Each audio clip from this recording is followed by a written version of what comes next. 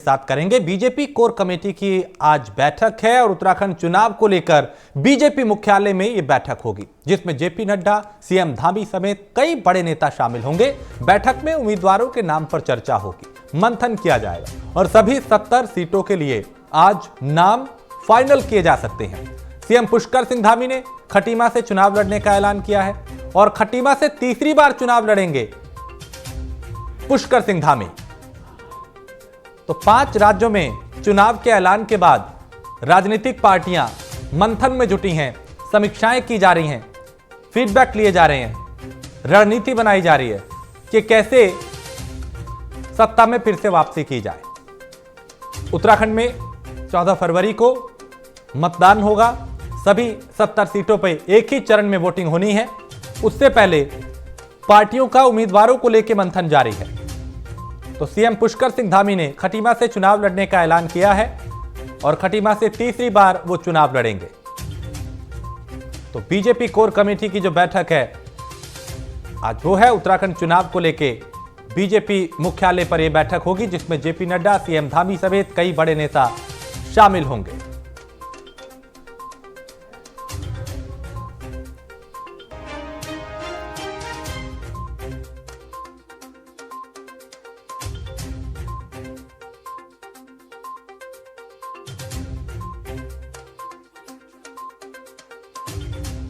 चुनाव को लेकर बीजेपी मुख्यालय पर यह बैठक है, जिसमें जेपी नड्डा, सीएम धामी समेत कई बड़े नेता शामिल होंगे और मंथन किया जाएगा उम्मीदवारों को लेके, उनके चयन को लेके, उनको क्या पैमाना होगा, कौन पैमाने पे खरा उतर रहा है।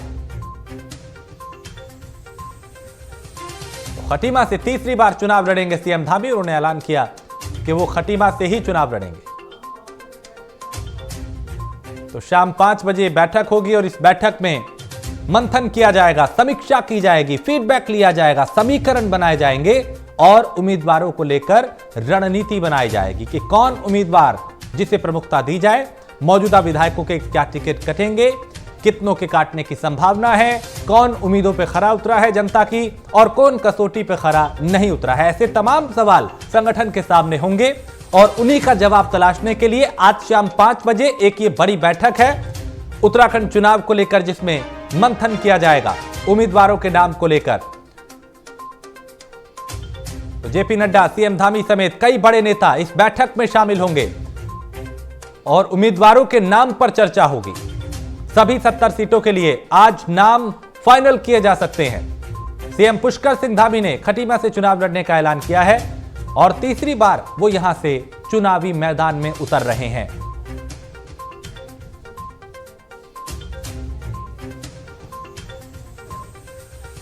तो आज शाम 5 बजे कोर ग्रुप की यह बैठक होगी। पवन दीक्षित देहरादून से हमारे संवाददाता। पवन, आज की इस बैठक का क्या एजेंडा? चूंकि उम्मीदवारों के नाम पे चर्चा की जाएगी, क्या यहां पे कसौटी होगी पार्टी की कि उम्मीदवारों की जो पैमाना है, क्या कोशिश होगी उसमें यहां पे रखने की और किस तरीके से इस बैठक को देखा जा रहा है? बिल्कुल, आपको बता दें कि कल देहरादून में स्टेट पार्लियामेंट्री बोर्ड की भी बैठक हुई थी और कोर कमेटी की भी बैठक हुई थी, जिसमें कोर कमेटी के सभी सदस्य वहां पर मौजूद रहे और वहां पर यह तय किया गया इसमें कैसे कैसे आगे का प्लान किया जाएगा, कैसे हम प्रचार प्रसार करेंगे, कैसे हमारे बड़े नेता पब्लिक से जुड़ पाएंगे, कैसे हम अपनी बात जनता तक पहुंचा पाएंगे। इन तमाम विषयों को लेकर, कोविड को लेकर के भी चर्चा हुई थी इस बैठक में कल जो देहरादून में हुई है, जिसमें कि वो बढ़ते हुए कोविड के संक्रमण को देखते हुए किस तरीके की रणनीति तैयार की जाए ताकि हम जनता तक केंद्र की योजनाओं को, केंद्र सरकार की महत्वपूर्ण योजनाओं को और राज्य सरकार की जो महत्वाकांक्षी योजनाएं हैं उनको कैसे जन जन तक पहुंचाया जाए। इन तमाम विषयों पर चर्चा हुई और उसके बाद में ये जो स्टेट पार्लियामेंट्री बोर्ड की जो बैठक हुई, जिसमें जो सभी 70 सीटों पर जो 800 नाम आए थे, आवेदन आए थे, उन पर विचार किया गया। पर उसमें से कुछ सीटें ऐसी हैं, 20 से 25 सीटें ऐसी हैं जिन पर लगभग सहमति बन चुकी है, जो कि स्टेट पार्लियामेंट्री बोर्ड ने, जिसमें लगभग एक ही नाम का पैनल गया है। और अन्य ये सूत्रों के हवाले से ये खबर है कि इसमें लगभग जो एक ही प्रत्याशी का नाम गया है, जिसमें काफी बड़े बड़े मंत्री और विधायकों के नाम सम्मिलित हैं। कुछ सीटें ऐसी हैं जिसमें पेच फंसा हुआ है, जिस पर 3 से 5 नाम तक गए हुए हैं और वो आज मुख्यमंत्री पुष्कर सिंह धामी, प्रदेश अध्यक्ष मदन कौशिक और जो चुनाव प्रभारी प्रहलाद जोशी, की अध्यक्षता में आज जो संसदीय जो केंद्रीय पार्लियामेंट्री बोर्ड की बैठक होनी है, क्योंकि बैठक तो शायद आज नहीं हो रही है, और लेकिन जो वहां पर अन्य तमाम तरह की गतिविधियों को लेकर के जो बैठक जो केंद्रीय कार्यालय में होनी है, वहां ये लिस्ट सौंपी थी।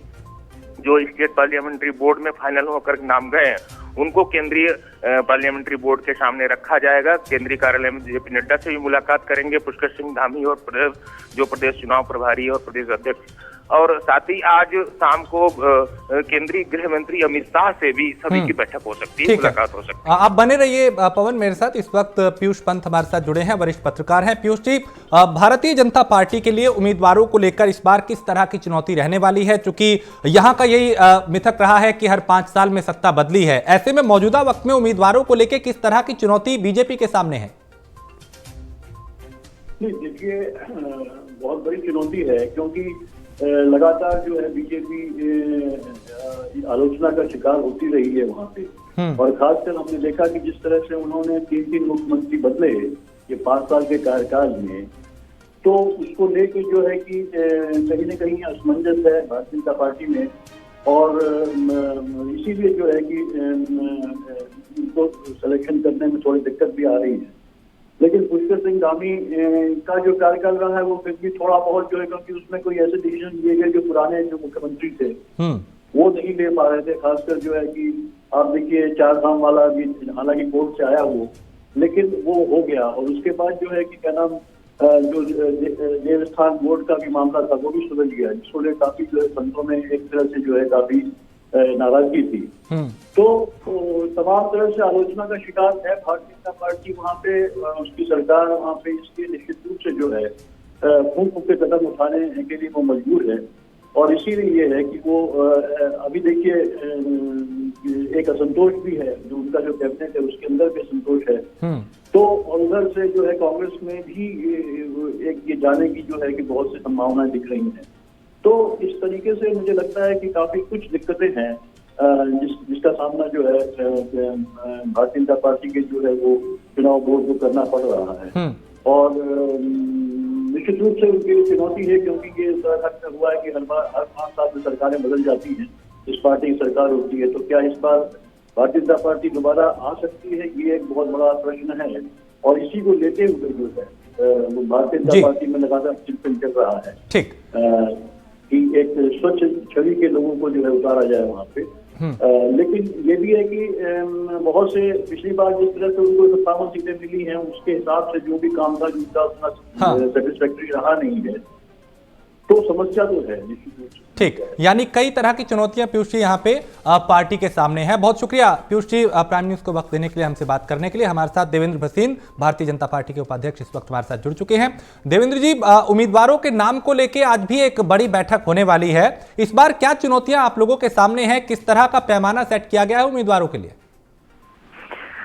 देखिए, भारतीय जनता पार्टी की अपनी एक कार्य प्रणाली है, और उस कार्य प्रणाली के पहले चरण में हमारे द्वारा सभी विधानसभा क्षेत्रों में जो हमारे पर्यवेक्षक थे वे वरिष्ठ पदाधिकारी वो गए थे, और वहाँ उन्होंने जो स्थानीय कार्यकर्ता हैं, वरिष्ठ पदाधिकारी हैं, उनसे उनकी राय ली थी, और वो राय ला करके यहाँ प्रदेश स्तर पर दी है। उसके बाद दूसरे चरण में प्रदेश की जो चुनाव समिति है इसका जो है बैठक कल संपन्न हुई है, और उसमें सभी विषयों पर चर्चा की गई, और उसमें जो नामों के पैनल तैयार किए गए।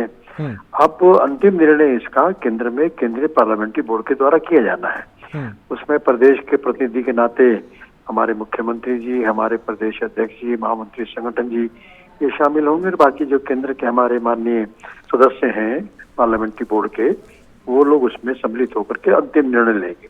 हमारे यहाँ पार्टी का जो अंतिम निर्णय है वो केंद्रीय पार्लियामेंट्री बोर्ड के द्वारा किया जाता है, और घोषणा भी दिल्ली से ही की जाएगी। लेकिन देवेंद्र जी, इस बार क्या मौजूदा विधायकों पे ज्यादा पार्टी भरोसा करने वाली है, या फिर नए पे दाव खेला जाएगा? क्योंकि हर 5 साल में यहाँ की सत्ता बदली है, मिथक यही कहता है। आप लोग कह रहे हैं हम दोबारा आएंगे, तो एंटी इनकम्बेंसी जिन विधायकों के खिलाफ होगी उनको वापिस मैदान में लाना भी एक बड़ी चुनौती हो सकती है। देखिए, इन सारे विषयों पर जो हमारी प्रदेश की कोर कमेटी और चुनाव समिति है उसके द्वारा विचार किया गया होगा।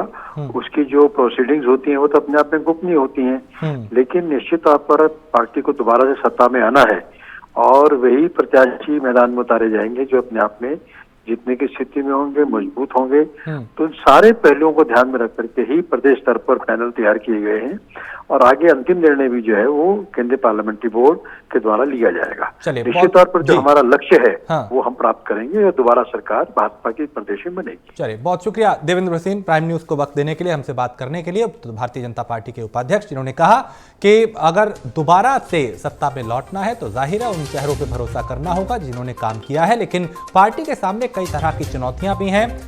इन 70 विधानसभा सीटों पे उम्मीदवारों को लेके क्या जो विधायक मौजूदा रहे हैं उन्हीं पे एक बार भरोसा किया जाएगा या फिर कुछ के टिकट कटेंगे? ये टिकट कटने की संख्या कितनी हो सकती है और कौन लोग पैमाने पे उम्मीदों पे खरा उतरे हैं? उम्मीदवारों को लेके किस तरह की इस बार पैमाना सेट किया गया है? पार्टी इसी को लेके आज एक बार फिर शाम 5 बजे बैठक में मंथन करने जा रही है और इस बैठक के बाद करीब करीब लिस्ट जो है वो फाइनल हो जाएगी।